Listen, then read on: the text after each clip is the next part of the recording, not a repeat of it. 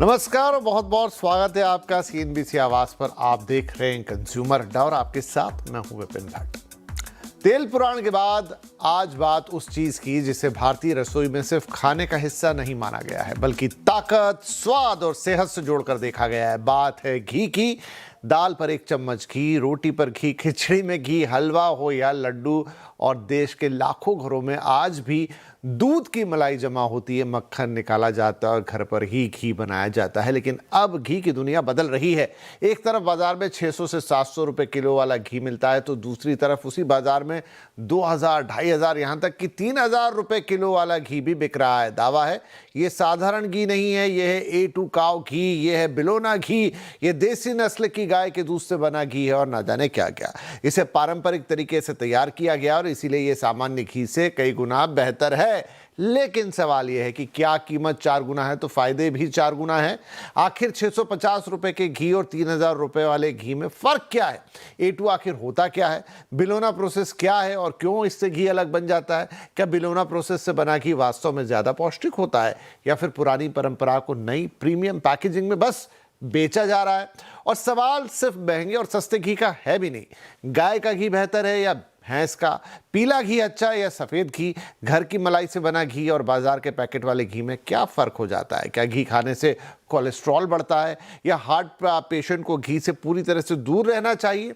क्या बच्चों और बुजुर्गों के लिए घी जरूरी है? और सबसे बड़ा सवाल, घी खाना चाहिए तो कितना? 1 चम्मच, 2 चम्मच, या फिर आपकी थाली में पहले से मौजूद तेल और दूसरे फैट्स को भी इसमें जोड़कर देखना चाहिए? आज कंज्यूमर अड्डा में हम घी को लेकर ना अंधभक्ति करेंगे ना अंध विरोध। दावों का विज्ञान की कसौटी पर कसा जाएगा और मार्केटिंग को न्यूट्रिशन से अलग किया जाएगा और पता लगाएंगे कि आपकी रसोई के लिए सही घी कौन सा है। तो आज होगा घी पुराण, यानी घी का संपूर्ण ज्ञान। और इस पुराण में हमारी मदद करेंगी न्यूट्री हेल्थ की फाउंडर डॉक्टर शिखा शर्मा। शिखा जी, बहुत बहुत स्वागत है आपका घी पुराण में। तो चलिए कथा की शुरुआत करते हैं। तो सबसे पहले हमें ये बताइए कि घी आखिर क्या है? शरीर को फैट की जरूरत तो होती है, पर क्यों होती है और उस जरूरत में घी की क्या भूमिका है? सबसे पहले हमें ये जानना है कि आयुर्वेद में काऊ की जो गाय का जो घी है उसकी बहुत हेल्थ बेनिफिट्स के बारे में कहा गया है। क्यों? बिकॉज आयुर्वेद में ये उसको सिर्फ एक कैलोरिफिक वैल्यू या उसकी चिकनाई कितनी है उससे नहीं मापा जाता। ये मापा जाता है कि काऊ घी और बफलो घी और आप कोई भी और एनिमल का अगर मिल्क लेते हैं उनमें बहुत ही अंतर होता है। सारे दूध सामान्य नहीं है। तो आयुर्वेद में जो भी दवाई दी जाती थी, उसको दवाई देने के लिए सिर्फ 2 चीज़ों का इस्तेमाल होता था, या तो घी में मिला के या तो शहद में मिला के। और उसका कारण था कि ये माना जाता है कि घी या शहद आपके जो डीपेस्ट टिश्यू है, यानी आपके जो 7वां टिश्यू है, डीपेस्ट टिश्यू, वहां तक ये आसानी से जा सकता है बनिस्बत कोई और चीज के। तो इसको as a transport mechanism use होता था। तो इसकी बहुत ही मतलब आप कह सकते हैं कि आयुर्वेद में बहुत इसके बखान किए गए हैं कि ये कितना अच्छा है। हम्म। अब घी जो है, क्योंकि ये इतना पावरफुल है, तो नेचुरली इसकी हम बहुत लार्ज क्वांटिटी में खाएं या गलत तरीके से खाएं, जैसे तला हुआ, डबल फ्राइड, रीयूज्ड, तो फिर उसमें नुकसान ज्यादा होना शुरू हो जाता है। क्यों? बिकॉज जैसे कि कोई भी अच्छी चीज आप ज्यादा खाएं या गलत खाएं तो उसका नुकसान होता है। तो सही क्वांटिटी में, छोटी क्वांटिटी में वो एक मेडिसिन का रूप करता था। बहुत ज्यादा क्वांटिटी में और गलत तरीके से अगर आप बनाएंगे तो फिर वो नुकसान करता है।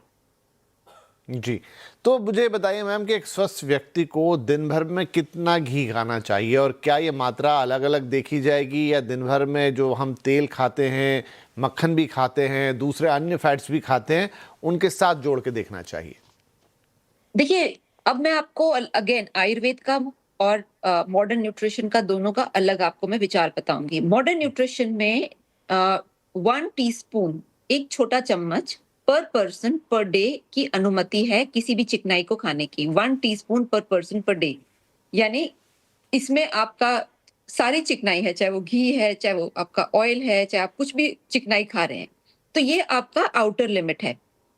अब मॉडर्न न्यूट्रिशन में ये अलग-अलग नहीं बताया जाता कि आपको घी कितना खाना है, ऑयल कितना खाना है या बादाम कितना खाना है, वो एक एक लिमिट उसकी तय कर दी है।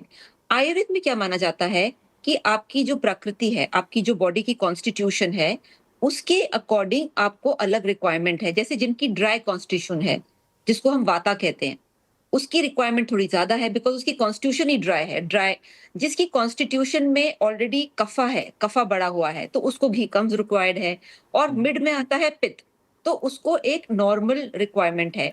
तो कॉन्स्टिट्यूशन हमेशा जिसको आयुर्वेद हम कहते हैं कि वो पर्सनलाइज्ड न्यूट्रिशन और पर्सनलाइज्ड मेडिसिन उसका आधार है। उसका जेनेरिक नहीं है कि सबको एक समान खाना चाहिए।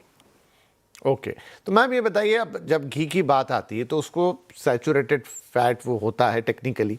अब ये सैचुरेटेड फैट अपने आप में क्या है, पहली बात तो, और इसे लेकर इतना डर क्यों है? और क्या अगर घी की बात करूं तो सीमित मात्रा में घी खाने या फिर बहुत ज़्यादा खाने, इन दोनों से कोई अंतर हमारे ऊपर पड़ता है या खराब हमारे ऊपर इम्पैक्ट आता है? जी, देखिए सैचुरेटेड फैट एक टेक्निकल टर्म है, यानी कि सैचुरेटेड मतलब जब आप घी को स्टडी करते हैं मतलब माइक्रोस्कोप में, हम्म। तो उसमें जो डबल बॉन्ड्स ज़्यादा होते हैं, तो उसको सैचुरेटेड कहते हैं, यानी कि वो उसके डबल बॉन्ड्स के हिसाब से कहा जाता है। पॉली अनसैचुरेटेड उसका ऑयल फॉर्म में आ जाता है, जो घी नहीं है वो वेजिटेबल ऑयल आता है। तो न्यूट्रिशन में डिफाइन किया गया है कि बॉन्डिंग के उसकी जो स्ट्रक्चर है, मॉलिक्यूलर स्ट्रक्चर के हिसाब से सैचुरेटेड है या अनसैचुरेटेड है। कॉमन भाषा में कुछ रिसर्च पेपर्स पहले पब्लिश हुए थे कई साल पहले, जिसमें कहा गया था कि जिन-जिन लोगों को हार्ट अटैक की संभावना ज़्यादा है, हम्म। उनके हार्ट में ब्लॉकेजेस ज़्यादा है, वो मोस्ट प्रोबेबली सैचुरेटेड फैट से आए हैं। ये एक रिसर्च पेपर बहुत साल पहले पब्लिश हुआ था। बाद में उसको करेक्ट करा गया कि भई सारे सैचुरेटेड फैट एक समान नहीं है। जैसे कि जो हाइड्रोजनेटेड फैट है, जिसको हम वनस्पति घी कहते हैं, जिसके अंदर हाइड्रोजन पास होती है, और जो केमिकल फैट आप कह सकते हैं, केमिकलाइज्ड घी है। हम्म। फिर रिसर्च ने देखा कि नहीं, ये जो आर्टिफिशियल घी है, जो प्लांट ऑयल को हाइड्रोजन पास करके घी का या वनस्पति घी का रूप दिया जाता है, वो हार्ट ब्लॉकेज कॉज करता है। जो ओरिजिनल नेचुरल घी है, वो ब्लॉकेजेस नहीं कॉज करता। हाउएवर फिर भी डॉक्टर्स हमेशा ये सलाह देते हैं कि अगर आपका ऑलरेडी लिवर फैटी है, आपके कोलेस्ट्रॉल ब्लॉकेजेस हैं, कोलेस्ट्रॉल बढ़ा हुआ है, और आपकी फैमिली में familial हाइपरकोलेस्टेमिया है, यानी कि एक नेचुरल टेंडेंसी है कोलेस्ट्रॉल बढ़ने की, तो आप चिकनाई वाली चीजें कम खाएं, जिसमें घी है और इस तरह की ऑयल्स हैं, और खासकर जो ट्रांस फैट है उसको बिल्कुल ना खाएं। तो ये एडवाइजरी इशू हुई थी।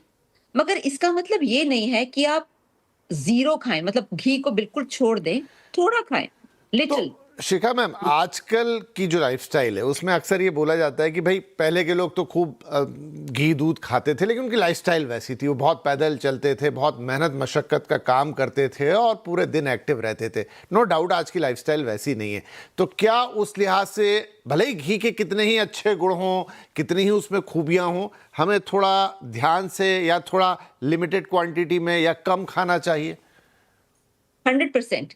क्यों मैं कहूँगी 100% आपको कम खाना चाहिए, हम सबको कम खाना चाहिए, क्योंकि 3 उसके कारण हैं। पहला कारण है कि हम सेडेंटरी हो गए, हम चलते-फिरते नहीं हैं, हम उतना एक्सरसाइज़ नहीं कर पाते। दूसरा है जो हेवी पॉल्यूशन है, वो हमारे लंग्स को, हमारे लिवर को, दोनों को इफ़ेक्ट कर रहा है, ब्लॉकेजेस कॉज़ कर रहा है।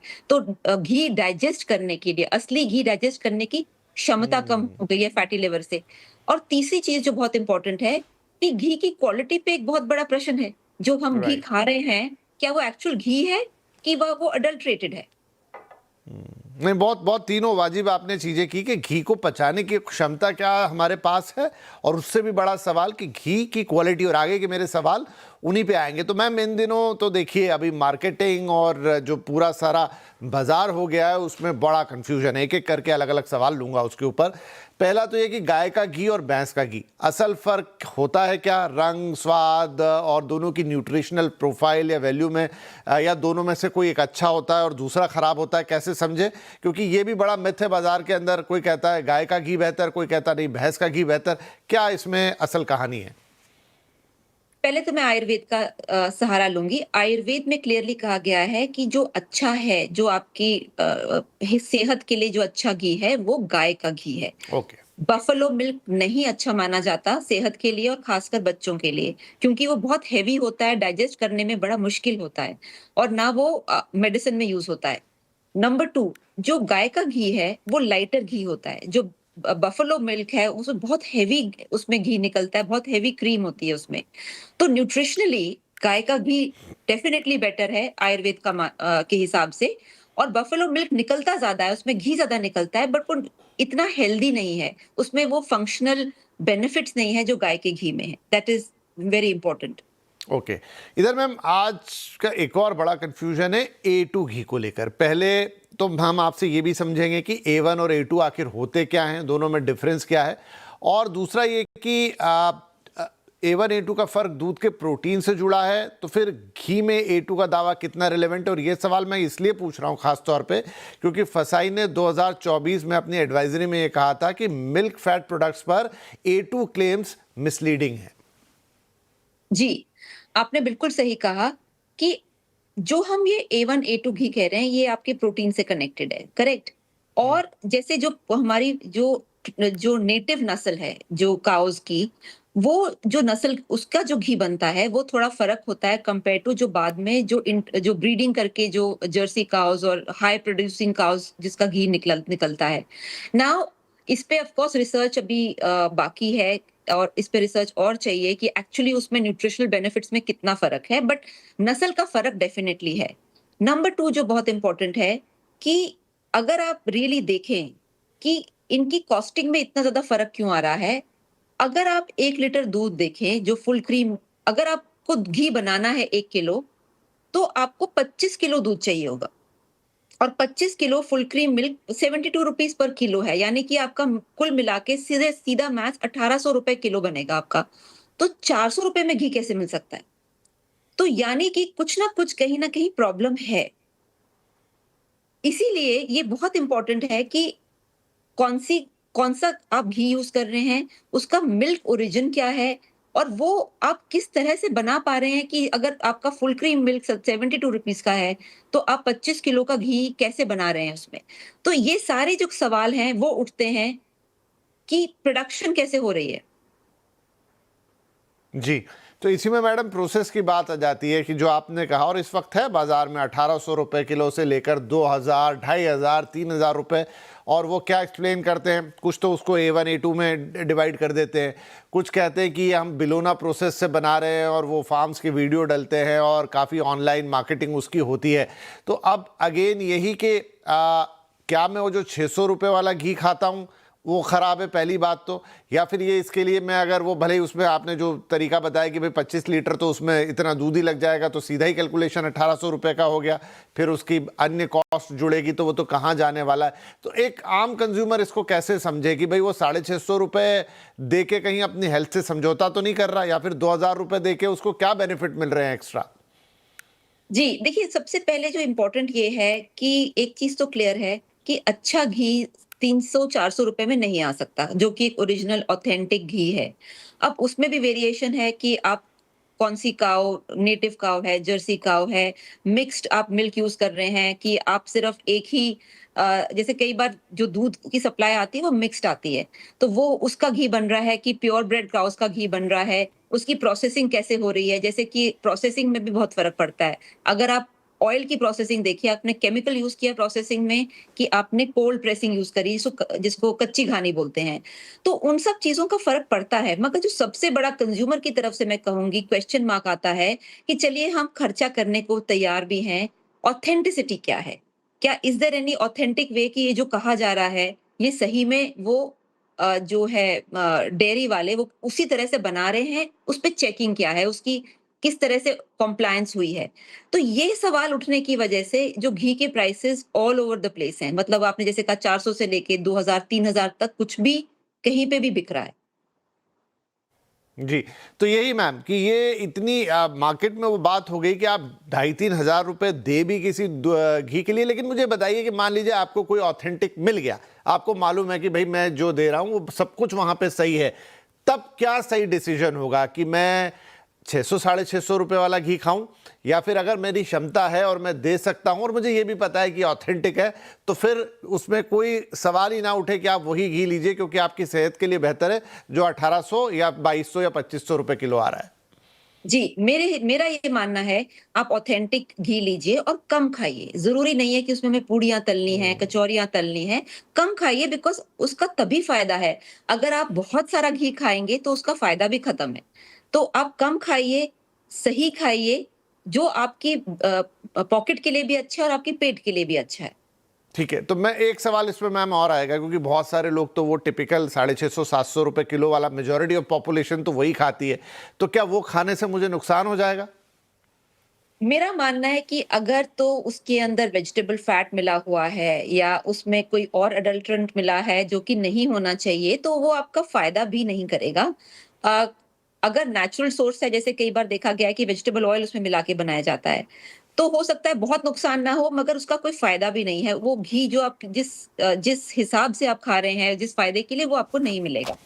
तो मैं ब्रेक लूँ उससे पहले मैम, बहुत सारी देश की बड़ी नामी गिरामी कंपनियां हैं जो ये घी बनाती हैं और 600 साढ़े 600 रुपए किलो में बेचती है, तो क्या पहले हम लेबल पढ़ लें पीछे जाके कि एग्जैक्टली उस घी में हमें मिल क्या रहा है, उसमें कितना वेजिटेबल घी है, कितना एक्चुअल घी है, या फिर वो इतने बड़े स्केल पे बना रहे हैं कि 650 रुपए 700 रुपए में वो उसे बेच पा रहे हैं? मुझे नहीं लगता, क्योंकि देखिए, जो काऊ है वो एक एनिमल है, तो क्या बोलते हैं कि मैं कोई और प्रोडक्ट कोई भी और प्रोडक्ट अब बनाना चाहूँ तो मैं बना सकती हूँ बड़े स्केल पे, जैसे गेहूं का कोई प्रोडक्ट है, चीनी का कोई प्रोडक्ट है, पर जहाँ एक एनिमल से कोई प्रोडक्ट आ रहा है तो मैं एनिमल को ज्यादा प्रोडक्शन में नहीं डाल सकती, बिकॉज उतने ही गाय हैं, उतने ही मिल्क प्रोड्यूसिंग गाय हैं। तो मेरा मानना है कि पॉसिबल नहीं है, और उसका आप लेबल पढ़ें, उसमें कुछ ना कुछ मिल्क सॉलिड्स वगैरह कुछ और चीजें उसमें मिलाई गई होंगी। जैसे कि मैं आपको रिमाइंड करना चाहती हूँ कि पहले जो आइसक्रीम्स आती थी, उसको सब कहते थे कि भई ये दूध की बनी हुई है। फिर एफएसएसएआई ने जब क्रैक डाउन किया तो उसमें लिखा कि भई कुछ चीज़ें आपकी डेयरी व्हाइटनर हैं, कुछ सिर्फ़ आपकी डेज़र्ट्स हैं, उसमें दूध नहीं है पूरा। तो जब तक आप लेबल नहीं पढ़ेंगे, आपको रियलिटी नहीं समझ आएगी। जी, बिल्कुल। लेकिन ये तो नहीं है ना कि ये 650 700 रुपए वाला घी जो खा रहा है, क्योंकि ये तो बरसों से खा रहा है, ये 1800 2200 और 2500 रुपए वाले घी तो अभी प्रचलन में ज़्यादा आ गए, पर कोई नुकसान नहीं है, लेकिन उतनी न्यूट्रिएंट वैल्यू आप अगर सोच के खा रहे हैं तो आपको नहीं मिलेगी, इतना ही है। राइट, जी। ठीक है। इसी बात पे एक छोटा ब्रेक लेते हैं, लेकिन ब्रेक के बाद आके घी को थोड़ा और जानेंगे। घर पे वो मम्मी मलाई जमा करती है और फिर महीने के अंत में घी निकालती है, क्या वो बेस्ट तरीका है? क्या वो सबसे शुद्ध घी है जो आपको मिल सकता है, या फिर वही बात जो मैम ने कहा कि थोड़ा महंगा वाला की तरफ जाइए, कम खाइए, लेकिन फ़ायदा आपको उसी में मिलेगा? तो घी पुराण जारी रहेगा इस छोटे से ब्रेक के बाद। वेलकम बैक, आप देख रहे हैं घी पुराण, घी का संपूर्ण ज्ञान। ब्रेक से पहले शिखा मैडम के साथ हमने काफ़ी डिटेल में घी के ऊपर चर्चा की कि बाज़ार में 10 तरीके के घी मिल रहे हैं, कोई 600 रुपये किलो में मिल रहा है, कोई 800, कोई 1500, कोई 2000 से लेके 3000। कैसे समझेंगे आप घी को? A1 A2 का चक्कर क्या है? गाय और भैंस के घी में अंतर क्या है? कितना घी खाना चाहिए, कितना नहीं खाना चाहिए? और कम कीमत वाले घी में एक्चुअली में क्या घी खा रहे हैं, और ज़्यादा वाले के लिए अगर दे रहे हैं ज़्यादा पैसा तो कितना बेनिफिट आपको मिल रहा है, और खाना है तो कैसे खाना है? राइट। अब कुछ और सवाल घी पुराण में। शिखा मैम, एक जो आज भी मुझे लगता है हिंदुस्तान के कई घरों में ये प्रैक्टिस है, जहाँ पर मम्मियाँ या घर की महिलाएँ या पुरुष भी, जो भी बना रहा है, तो वो रोज जो आप हमारा दूध आता है वो 72 रुपये 100 रुपये किलो तक का भी हो सकता है। अब तो लोग हर तरह के, जैसा घी में हो रहा है वैसे दूध के अंदर भी इन दिनों बहुत कुछ हो रहा है। वो घी रोज उसकी मलाई को जमा करते हैं और महीने में पूरा कटोरा भर के मलाई निकल आती है, फिर डायरेक्टली उसको गर्म करके या उसका मक्खन बना के घर पे ही घी निकाला जाता है। वो घी कैसा होता है? देखिए, उसमें कम से कम एक चीज़ की गारंटी है कि कोई एडल्ट्रेशन अलग से नहीं करी गई है और प्रोसेस आपके सामने है। क्योंकि नॉर्मली जो हेल्थ प्रॉब्लम्स आती हैं, वो 3 लेवल पे आती हैं कि या तो मिल्क में एडल्ट्रेशन हो, दूसरा होता है कि या तो प्रोसेसिंग में एडल्ट्रेशन हो, और तीसरा है कि अगर उसकी पैकेजिंग में कुछ प्रॉब्लम आई हो, एडल्ट्रेशन पैकेजिंग के माध्यम से भी आ रही हो। तो इसमें कम से कम ये गारंटी है कि दूध आपने अगर सिक्योर कर लिया कि ये अच्छा दूध है, साफ दूध है, तो बाकी प्रोसेस आपके घर में हो रहा है। तो I would give it like the highest rating.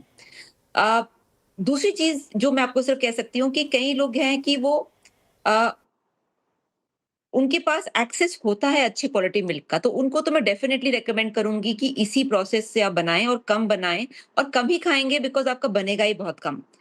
But जो लोग अच्छे क्वालिटी ऑफ मिल्क का उनको एक्सेस नहीं है, उस केस में उनको दिक्कत आती है बिकॉज उस दूध से उतनी मलाई नहीं उनको मिलती, या मलाई ठीक से घी में मतलब बटर नहीं बनता, उसका मक्खन नहीं बनता, तो वहां पे थोड़ा दिक्कत लोगों को आनी शुरू होती है।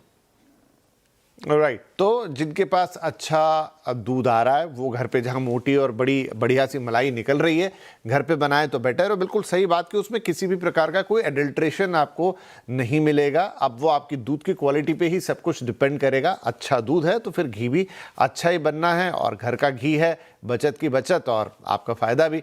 अच्छा मैम, एक और चीज़ बताइए, अब अलग अभी भी पूरे देश पे कुछ तो पैकेज घी खरीदते हैं, कुछ घर पे बना लेते हैं, बहुत सारे लोग डेयरियों से घी खरीद के लाते हैं। इनफैक्ट बड़े शहरों में भी, छोटे शहरों के साथ साथ जो लोकल डेयरीज होती हैं वहाँ पे खुला घी मिलता है। तो अब ये घी में पहचानने का कोई तरीका है क्या? वो भी कह के देते हैं कि नहीं ये तो बहुत ही शुद्ध है, आप देखिए दानेदार है, खुशबू कितनी अच्छी है, आप यहाँ लगाएंगे अगले घर तक जाएगी, और तमाम दावे। कैसे पहचाने कि ये घी जो हमें दे रहे हैं ये ऑथेंटिक है? देखिए, जो घी ऑथेंटिक तो वैसे जांच करना लैब से ही सबसे बेस्ट होता है, आंखों से इतना नहीं समझ आता। बट फिर भी अगर आप देखें कि जो ऑथेंटिक घी होता है वो आप थोड़ा ही खा पाएंगे, आप ज्यादा घी खा ही नहीं पाएंगे। उससे आपको बहुत लगेगा कि भाई एक सेटिस्फैक्शन या एक फुलनेस जल्दी आती है। That is very important. दूसरा, नॉर्मल जो घी होता है वो थोड़ा सा हल्का सा येलोइश होता है, वो बहुत ज्यादा व्हाइटिश घी नहीं होता, बहुत ही एकदम सफेद घी नहीं होता। तो ये छोटी छोटी चीजें हैं, बट हाँ, जो 100% तो आपको लेबोरेटरी से ही पता चलेगा। ठीक है, लेकिन कोई कहे कि ये टेक्सचर देख लूं, रंग देख लूं, खुशबू देख लूं, ये सब मन को बहलाने के तरीके हैं ना, इससे आप ये दावा नहीं कर सकते थे कि ये घी अच्छा ही होगा। जी, बिल्कुल दावे से नहीं आप कह सकते, क्योंकि कई बार आप फ्लेवरिंग एजेंट्स वो ऐड कर देते हैं। तो मतलब जो आप कह सकते हैं मार्केट में बेचने वाले भी काफ़ी आगे पहुँच गए हैं इन सब चीज़ों को करने में। जी ठीक है, चलिए चलते चलते एक अलग तरीके का सवाल मैं आपसे पूछ लेता हूँ। लॉन्ग बैक किसी ने एक बार मुझे सलाह दी थी कि आप सुबह उठिए, एक कप ब्लैक कॉफ़ी लीजिए, उसमें 1 चम्मच घी डाल लीजिए। उन्होंने उस कॉफ़ी का नाम भी बताया, शायद बुलेट प्रूफ कॉफ़ी। वो भी एक न्यूट्रिशनिस्ट ही थी, डाइटिशियन ही थी, और उन्होंने कहा कि इससे आपके दिन की शुरुआत बहुत अच्छी होगी। बहुत लंबे समय तक तो मैं प्रैक्टिस नहीं कर पाया, क्योंकि वो थोड़ा वियर्ड सा लगता है कॉम्बिनेशन की ब्लैक कॉफ़ी में घी डाल के पी लूँ, तो एक्सेप्ट नहीं हो पाता पहले तो माइंड को। लेकिन क्या घी को इस तरीके से लेने से आपको एनर्जी का एक अलग तरीके का डोज मिलता है, ये सही है? देखिए, no I go back to जो मैं आयुर्वेद का कहूंगी। आयुर्वेद के हिसाब से ghee is a transport mechanism, यानी वो आपकी दवाई को भी डीप टिश्यू में ले जाता है। आपके मतलब उसकी मेडिसिनल वैल्यू डीपेस्ट टिश्यू में जाती है। तो अगर आप कॉफी को अपने डीपेस्ट टिश्यू में पहुंचाना चाहते हैं तो ये तरीका है। बट अगर आप चाहते हैं कि भाई कॉफी सिर्फ आपको एक वेकअप फील दे बट आपके लास्ट टिश्यू तक ना जाए, तो ये तरीका फिर आई विल नॉट रिकमेंड। चलिए ठीक है, तो इस तरह के तरीकों से बचे तो ही बेहतर है, या फिर अपने डाइटिशियन से पूछ के ही करें। लेकिन आई थिंक शिखा मैम, सारे सवाल हो गए घी के ऊपर। किसी भी एक आम कंज्यूमर को घी के बारे में, कौन सा घी, कैसा घी, कितना घी, किस तरीके का घी, किस कीमत का घी, घर का घी, गाय का घी, भैंस का घी, A1 A2, आई होप कि सारी बातें आ गई, और इसीलिए आज हमने इसे कहा घी पुराण। तो बहुत बहुत धन्यवाद, आपने वक्त निकाला, और वो जितने भी सवाल घी से जुड़े हुए हो सकते थे वो आपने बताए। एंड आई होप कि अब हमारे दर्शकों को, हमारे कंज्यूमर्स को जब भी घी सिलेक्ट करना होगा, वो उनके ऊपर है कि वो अपने प्रेफरेंस को कैसे डिजाइन करते हैं, लेकिन सारी बातें और सवाल उनके दिमाग में क्लियर होंगे। बहुत बहुत धन्यवाद हमारे साथ इस कार्यक्रम में जुड़ने के लिए। नमस्कार।